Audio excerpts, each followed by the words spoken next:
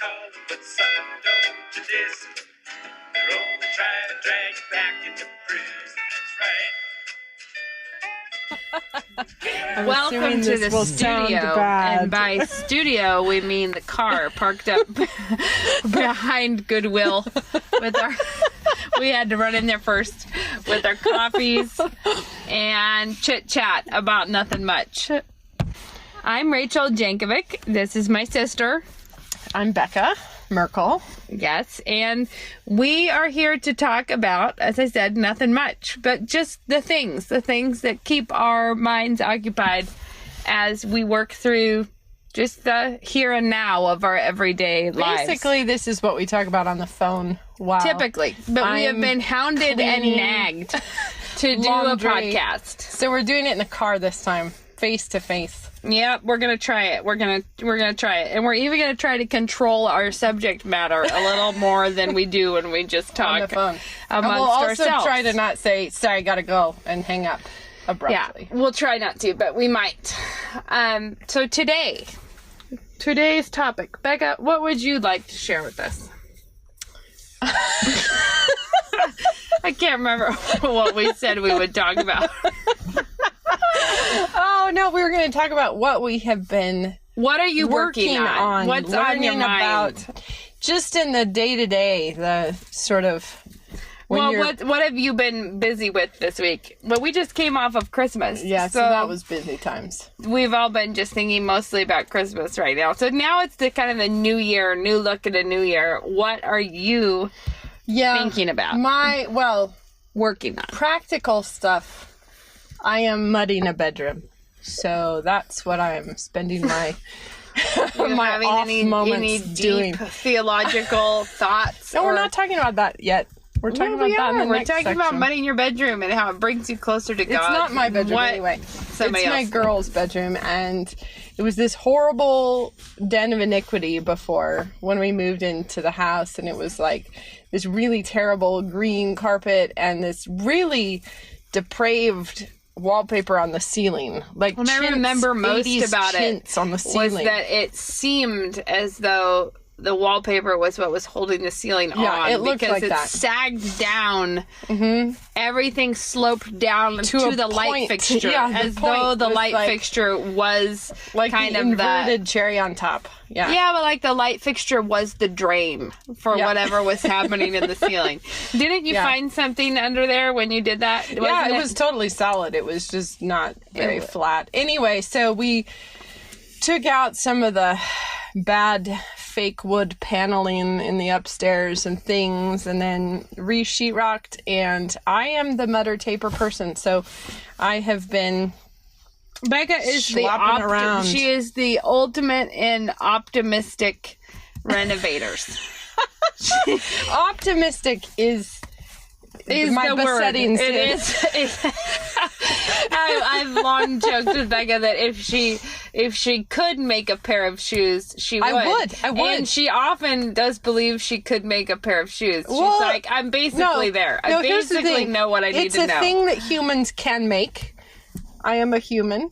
I don't see the problem. Therefore, watch me go. We know that people do this thing. It's Someday I expect her to come out with a pair of home crafted shoes, and I hope that people will say to her, "Did you make those yourself?"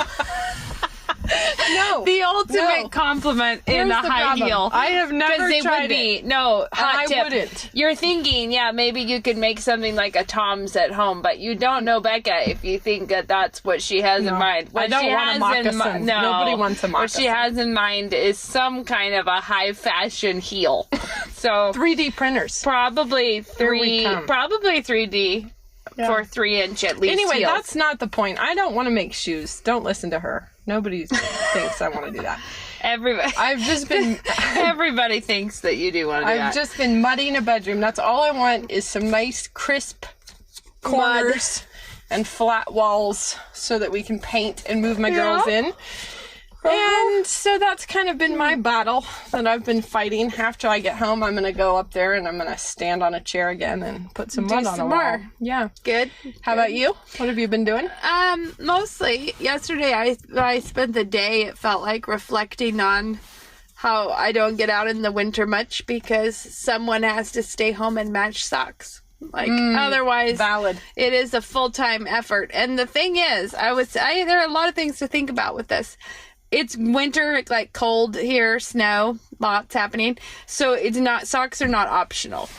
No. So it actually does, it's a dramatic seasonal change in the laundry that there are so many socks. And Plus filter to the bottom of the laundry comes hamper. in the house, Yeah. and you step in it in your socks. Wet socks. And then they you take them off. And then Yeah. you start over. And I have 7 kids. And then plus us. So 9 people. So that's 18 socks a day at a minimum. But the reality is probably more like 49 socks a day are used.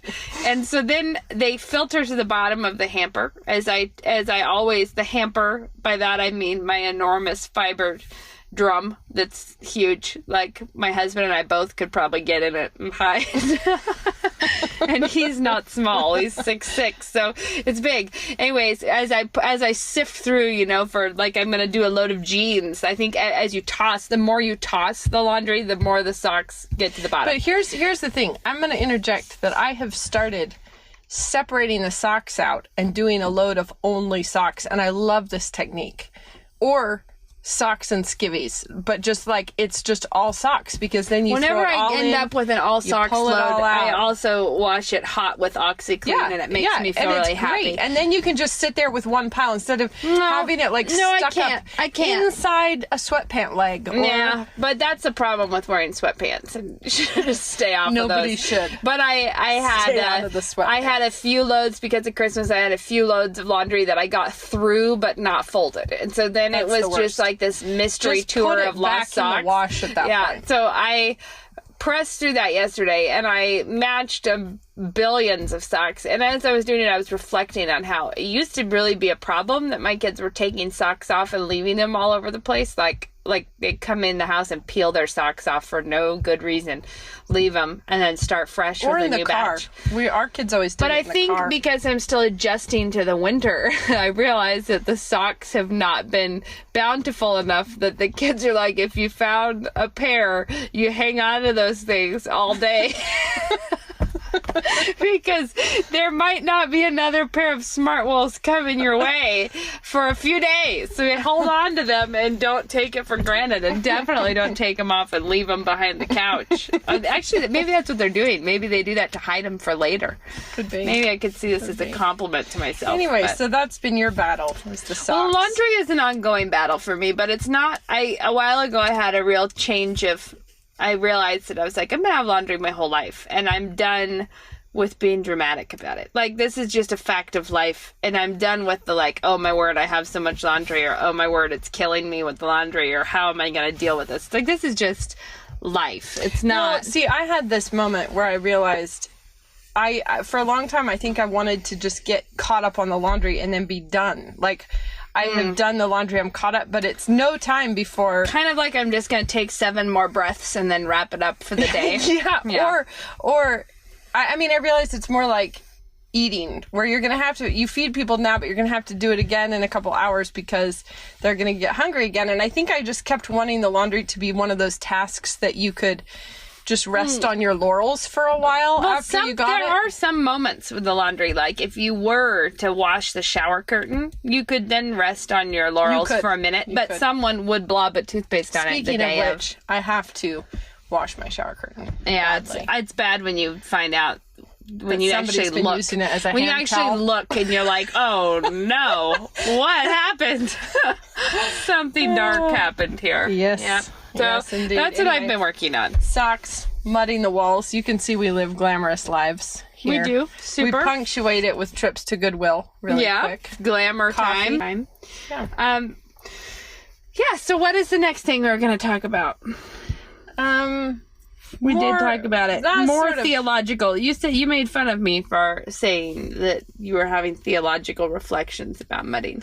Well, I might when I'm in there mudding, but I can't think of what they Not were. off the top of your Not head. off the top of my head. I haven't come out with any great spiritual lessons. Hasn't really been a spiritual discipline. Except for that I have realized that I kind of dread mudding because it's just like, it's heavy work and I don't like, it makes a mess and, you know, you have to sand it and then the dust gets everywhere and the ceilings are the worst because it hurts your neck so much. But I actually adore it. When I get in there and I start doing it, it's just really fun to make it smooth, you know, to like take a bad looking, well, I'm not disparaging the sheetrock job, but you know, it's got its the also homemade sheetrock job. It's got its glitches here and there, but to take something that like looks pretty dark and then turn it into like a really flat wall, Satisfying. it's very satisfying. It really is. And that is something you can rest on your laurels because once you've mudded the wall, you don't have to do it again tomorrow. Yeah, I have a well, I do because I'm only on the first coat, but you know what I mean. Yeah, I have a room. We live in a very 60s house. It's just super practical. We bought it because we were in a phase of life when practical sounded like the ultimate ideal. That's because you're more mature than us. Yeah. Oh, good. What is it? I'm getting a phone call.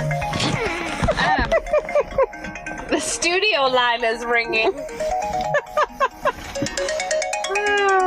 Anyway. Hey, Mom. Anyway, so you have a very practical 60s house because right. That's you're right. much more mature about it. We have an 1890 uber unpractical We house. were in a phase where what sounded best was survivable. We were busy life. So, anyways, we have the 60s house, and the people before us built a wine cellar in the basement. So there's a number of ambiguously intended rooms in this house. And there's one that is the playroom, and then right off of that is this wine cellar. And it is, I don't know how, it's probably maybe 10 by 10. Do you think? No, smaller than that. 8 by 8. I don't know. It's a little wine cellar. And it has those big diagonal shelves up top. So we like wine fine, but not to that level. Not to the laying up a whole storehouse of wine. But what we do have a whole storehouse of is fabric and yarn goods. So we call it the yarn cellar at my house, and I have 4 daughters who also knit and crochet and do random things. And so last night I waded into there and I cleaned it out, and all of the snaggle projects that were despaired of by someone. Yeah. I don't even know who. With 4 girls doing it, lots can happen down there. So I finally got that all in order, and my plan is now I got my knitting basket all cleaned out, things in order to work through. Like, this is what I'm going to finish first, and then second, and then what I'm working on. I don't know why I brought that up, though. Me neither. Things I was working on. Things we were working on. But how about things you're sort of reflecting on? Well, in the I bigger think pictures? that's why I thought of the yarn thing, is that knitting is something that I love to do, that is like a way that I enjoy a little bit of peace. Like, it's something that's really, you can finish something and be done with it. And it's different. It's just a different kind of work, and it's an ongoing work, but then you finish it. But the thing is funny for me is that it was like a coping mechanism when my kids were littler.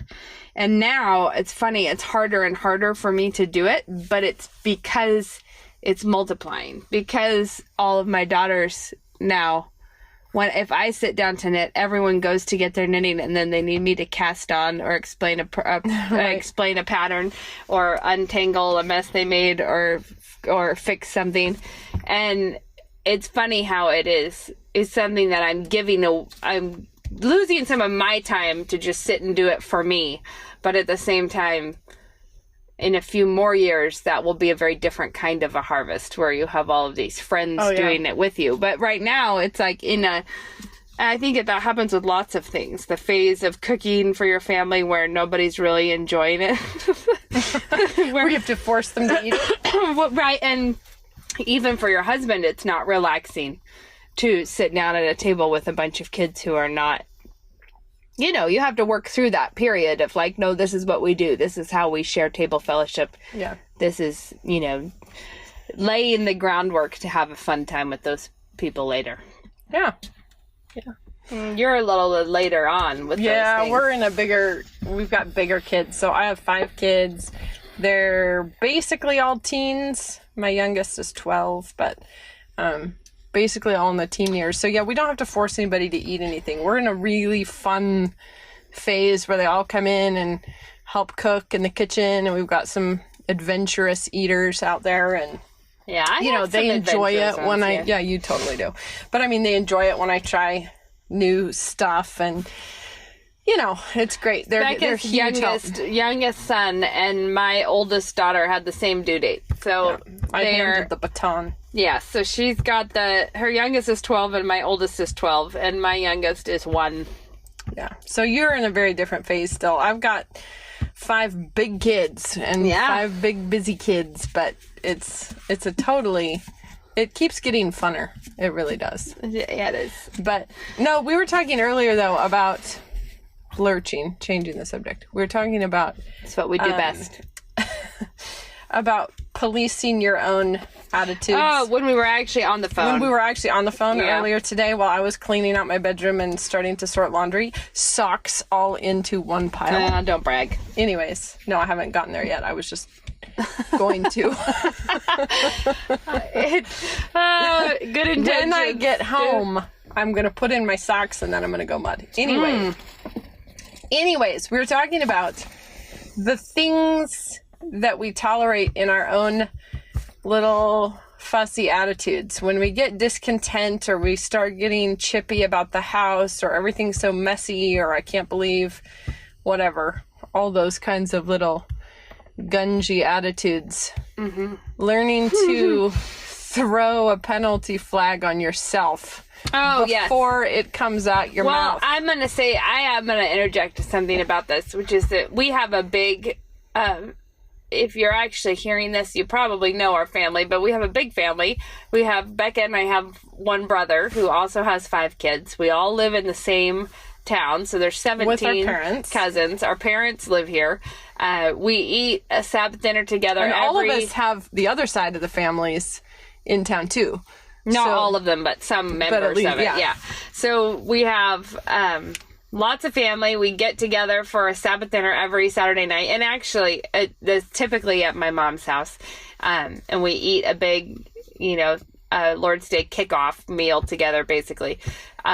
Something that I think Christians commonly, we are just been put in a really blessed place that our parents laid a lot of foundations for us that we are not really responsible for, but the older I get, the more build on it. The older I get, the more thankful I am for those foundations. The more I start to notice them.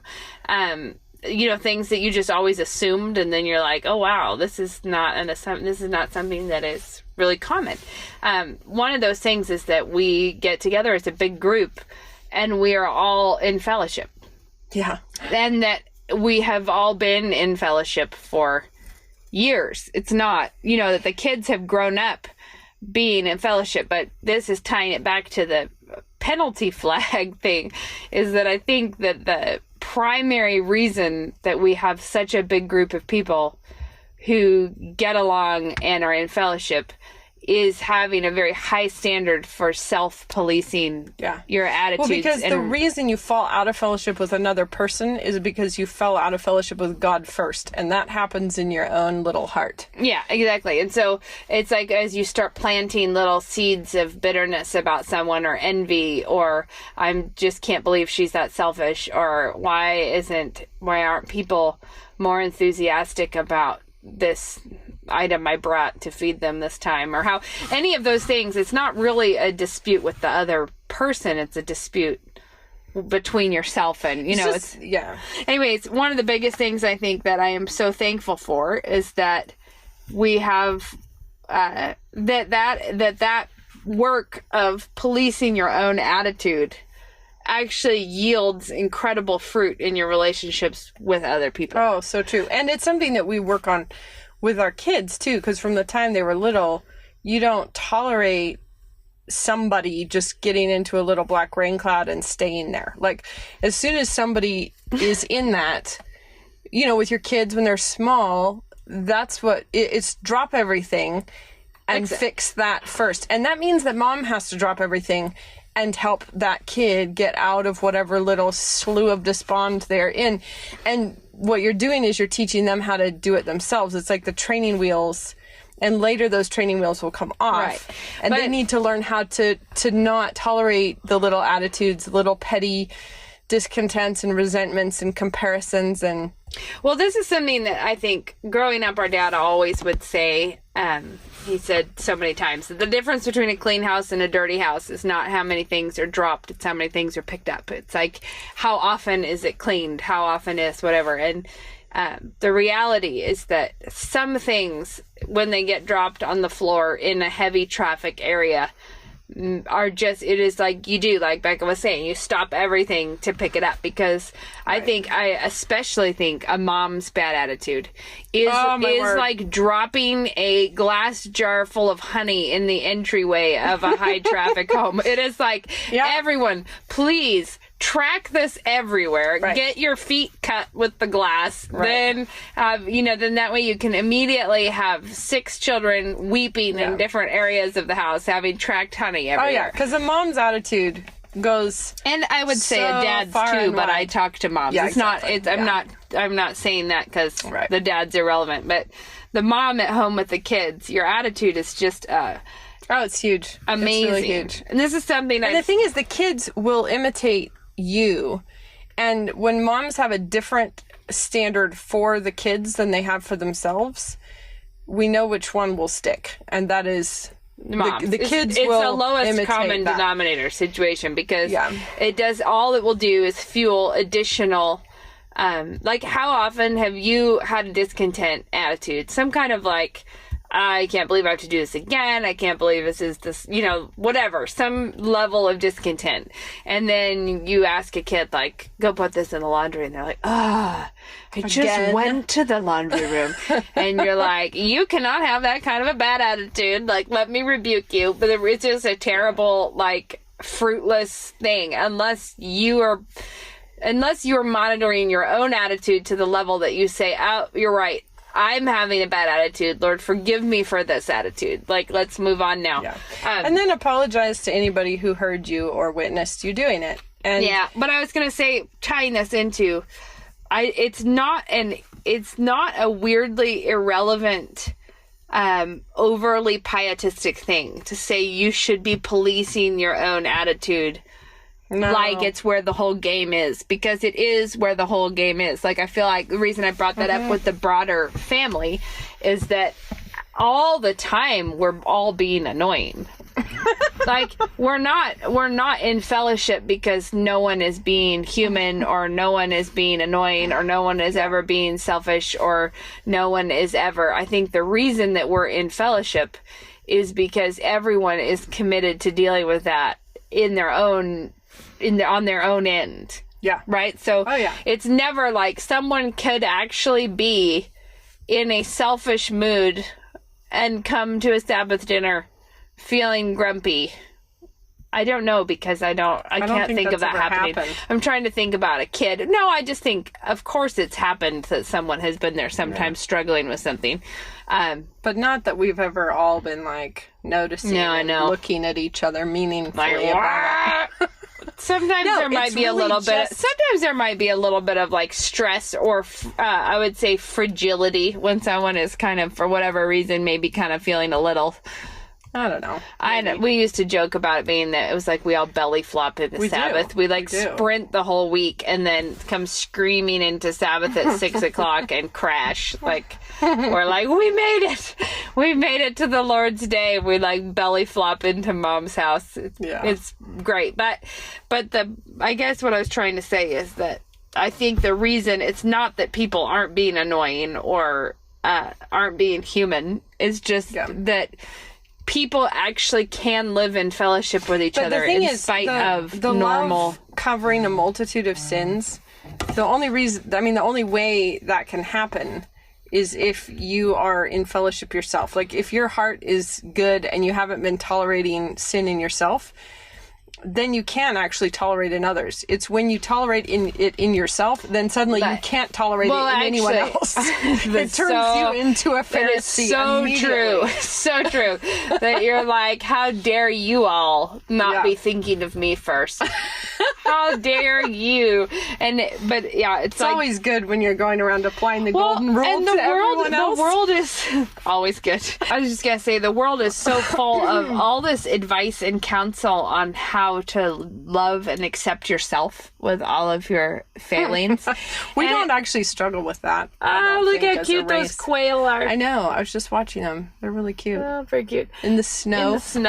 I think it's amazing how quail make snow look cozy. I know they do. They're just, they get under the bushes and you think like, ooh, that'd be a great snuggly spot. All right. Anyways, the world is so full of all this talk about how to accept yourself and love yourself and do all of this. And it's like, well, the reality is that you don't actually need to do that. Like, well, and the scripture directly contradicts that when it says, no man ever hated his own flesh, but nourisheth and cherisheth it. And it's like, everyone's super precious about themselves. Yeah. But I think it's the fact that people are so concerned about that, like they have to be accepted, that you're like overlooking the fact that Christ loves you and that your job as loving others is passing the love that Christ gave to you onto the people around you, instead of being like judgy McJudgy pants about everybody else doing it to you. Yeah, while really trying to honor yourself for your weakness. Yeah. Like you see these things about, I am authentic because of my bad attitude. I am special and authentic, but their bad attitude is just unseemly. Yeah, just unseemly. Yeah. And lots of times it's good to like step out of the frame for a second and just look at yourself and say, okay, if I was to take that attitude, that set of grievances and put it in someone else, how would I feel about them? Oh, we'd be so quick for the solutions. Yeah, well, but even like, you just need to repent. Well, just a parallel example, like how would you feel if your husband was being as fussy as you are being right now? You know, like it actually, we don't love it when we see it in others, and it's good to recognize that sometimes. Not our fave. And I think women especially stumble into the critical, being just the critical spirit, but are not great receivers of the critical spirit. No, like, it's true. Someone was like, I just don't really like the way you look right now. Be like, how dare he say this? But yeah, women. Anyway, so how about what's your favorite author or book? Oh man, favorite author. That's something that people should immediately read. Let's not say favorite, because then I have to. Then that's too hard. Something that everyone should have read and appreciated. Peace Like a River by Leif Anger is spectacular. Like if you have not read it, you should read it. I haven't read it. It is really. Mm-mm. Get on that. It's at my house, but it doesn't actually appeal to me. Like I look at it and I think, do I want to read it? Yeah, not really. You know what shocked me about it is that I think I was like 3 pages into it, and I was like, how can I care about these characters as much? Like it was so well done that you barely know them and you care. Like, is it poignant though? See, I don't love feeling like I'm being emotionally manipulated. Not manipulated. But it is beautiful. It is really wonderful. And it is, everybody that I've gotten to read it so far has been like, oh my word. No, I've heard nothing but good things about it. I think I'm just not ready to. Am I going to cry? I never feel like what I'd love to do is sit down and have a good cry at something. I don't want to. I think I probably got choked up, but it's not like something that it's worth it. Okay. You should read it. I'll have to think about that. Yeah. On so that's a good one. I'm always down for a good Woodhouse.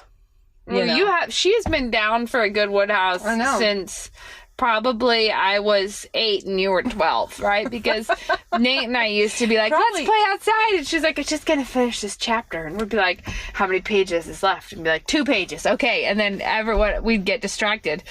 Then we'd come back in to be like, are you done with that chapter yet? And she's like, oh no, just a few more pages. And we would like look again and we would be like, how does she have more pages? But she kept starting the next chapter and always having just a few pages left. I think this sounds like bitterness. It is actually. I think we might need to go back to this forgive much.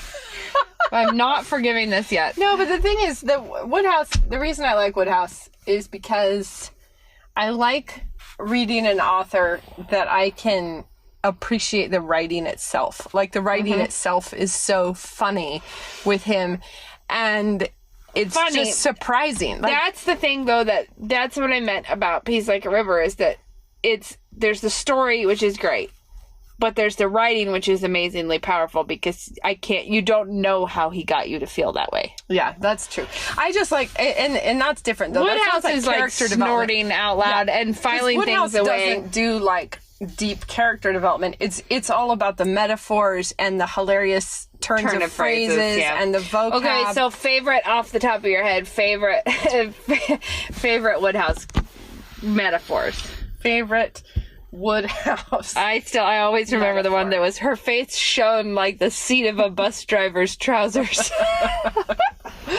It is so good. It is just good. Or like he was quaking like a jelly in the high wind.